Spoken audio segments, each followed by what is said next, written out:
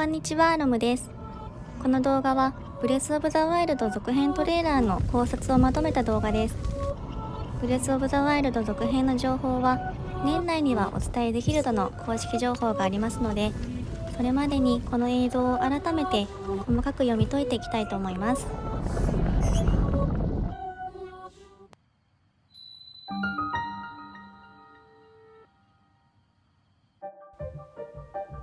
こちらの壁画の馬に乗ってトライデントのような槍を持った男はおそらくガノンドルフではないでしょうか。トライデントとはガノンの代表的な武器として多くの作品に登場します。しかしトライデントという名称がついた三叉槍を使用している人間ガノンドルフというのはこれまでの作品には登場しません。トライデントはいつも豚の姿をした魔獣ガノンが持っているんです。ちなみに4つの剣プラスに登場するガノンドルフはトライデントを手にしていますが、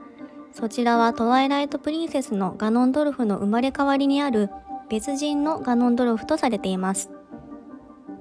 続編ではもしかしたら人間ガノンドルフとして初めてトライデントを持って戦うことになるかもしれませんね。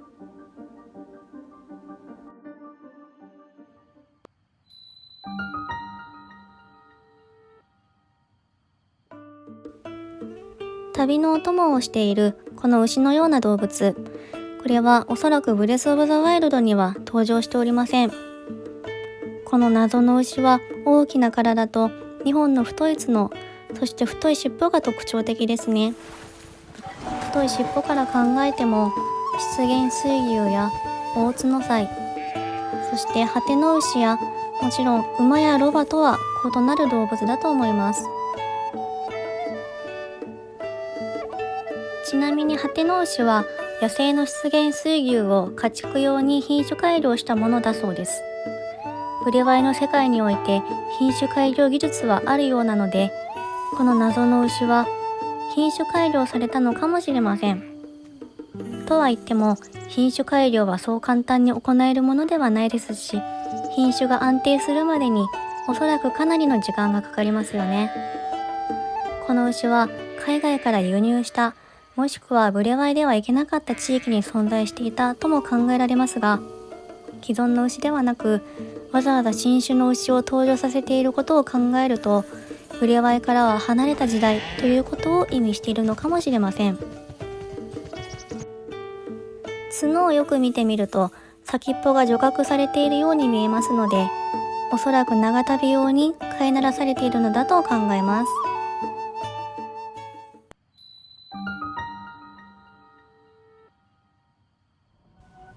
こちらのネズミですが、この後ガノンの怨念のようなものに飲み込まれます。この映像では心臓の鼓動のようなものでリズムを刻んでいるのですが、その鼓動の音がネズミの鳴き声とセッションしている場面があります。少し音を上げますのでよく聞いてみてください。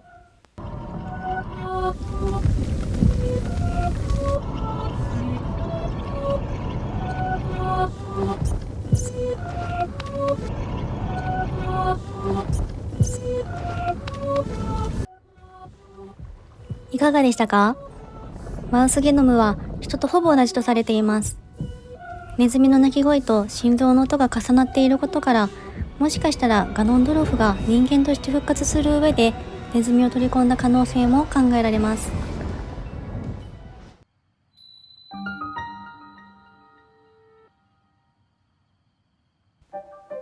ゼルダとリンクはたくさんの荷物を持って途中で休憩を挟みながら洞窟を探索していることから、かなりの長旅だということが考えられます。公式情報ではありませんが、このミイラはハイレル城の地下深くに眠っているという情報が海外のパンフレットでは明らかになっています。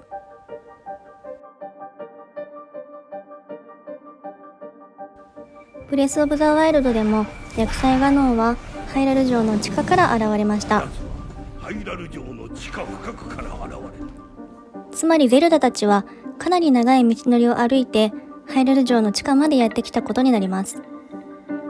ハイラル城の地下なのにハイラル城からひょいと階段で降り立ったわけではないんですね。一体どこから歩いてきたのでしょう。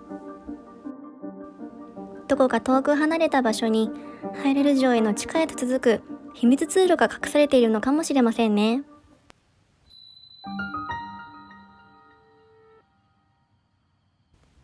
ミイラを囲むように生えているこの岩の白い模様に注目してみます。この模様はトワイライトプリンセスの精霊の泉にある岩や時のオカリナのガノンの塔を囲む岩とも少し似ている気がします。ブレワイで言うと主にシーカー族の家屋の壁に描かれている模様にも近い気がします。この模様にどんな意味があるかはわかりませんが、シーカー異物やイーガダンのアジトなどでも見られることから何か魔除けのような意味合いがあるのではないかと思っています。想像に過ぎないのですが、もしかしたらガノンドルフの封印にはシーカー族が関わっているのかもしれません。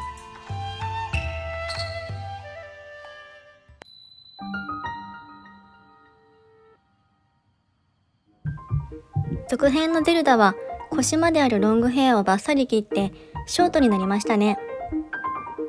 ゼルダといえば初代ゼルダの伝説のゼルダ姫を除く全ての作品でロングヘアなんですね。果たしてトレードマークであるロングヘアをあっさり切ってしまうでしょうか。これは当たり前を見直すの一環なのかもしれませんが、個人的には女性の髪型の変化というのは何かのアピールだったりメッセージ性の強いものだと考えています。あくまで私の想像ですが、ロングヘアをバッサリ切ったのは過去や別世界ということを示唆しているようにも思いました。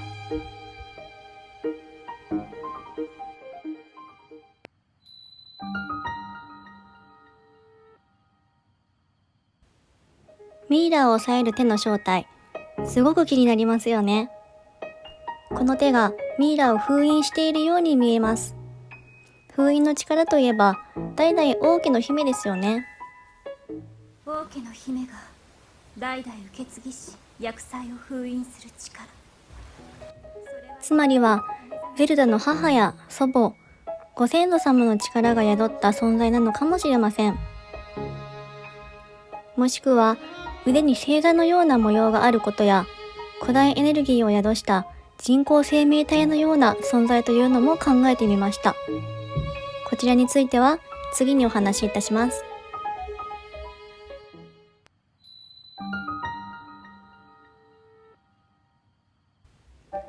この手はリンクが落下しそうになった時にリンクの手を掴んで助けていることから、おそらくは味方であると思っています。その後、リンクの手には先ほどの光が宿りました。これと関係あるかはわかりませんが、マスターワークスを見ているととても気になる絵がありました。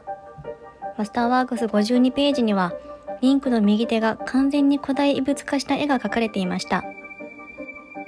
仮に続編リンクがシーカー文明に取り込まれてしまったのなら、リンクの右手からは古代エネルギーを使った何らかのアイテムが使えるようになるのかもしれません。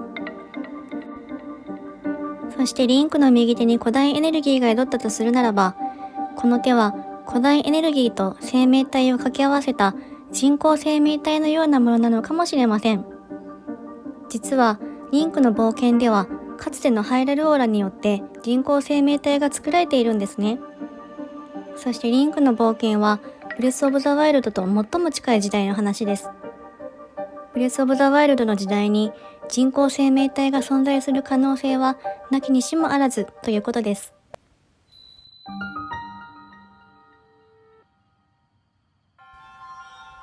怨念のようなものが湧き上がるこのシーンで、ここにぶち当たっているのは何でしょう。よく見てみると、異物のような何か人工的なもののようにも見えますね。古代路の足元から出ているこちらのチューブになんとなく似ているような、いや似ていないかもしれません。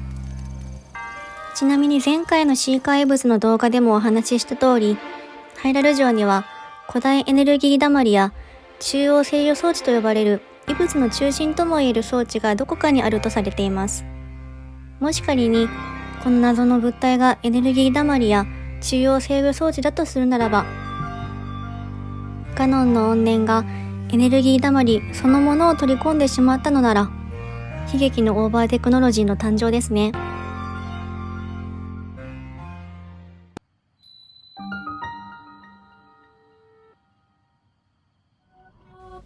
最後にこのミイラについてです。微妙に違うのが気になりますが、これはゲルドマークですね。他にも丸い耳や額のトパーズ、この男はほぼ間違いなくガノンドルフであると思っています。もし続編で登場するなら、トワイライトプリンセス以来の人間ガノンドルフということになりますので、久々の登場にそれはとても楽しみではありますよね。果たしてガノンドルフはどのように復活を果たすのでしょうか。そして最後はハイラル城が浮上し、下から入り口が出てくるのか、はたまた空へと上がってしまうのか、予想もできない展開ですね。今年中にはこれらのいくつかの謎は明らかになるのでしょうか。ということで、いろいろと映像を振り返ってみましたが、